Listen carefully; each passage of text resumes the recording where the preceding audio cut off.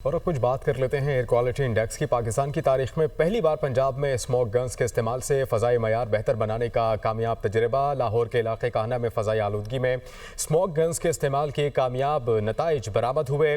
काहना में smoke guns के इस्तेमाल से एयर क्वालिटी इंडेक्स 666 से कम होकर 170 पर आ गया और स्मोक गन्स के इस्तेमाल से फ़ज़ाई आलूदगी में 70% कमी रिकॉर्ड की गई। इसके अलावा स्मोक गन्स के इस्तेमाल पर और AQI में कमी का जदीद साइंसी माहौलियाती निगरानी के निज़ाम से तजर्बा और तस्दीक की गई। वज़ीर आला पंजाब मरियम नवाज ने स्मोक से बचाव और शहरियों को बीमारियों से बचाने के लिए एंटी स्मोक गन्स लाने की हिदायत की थी।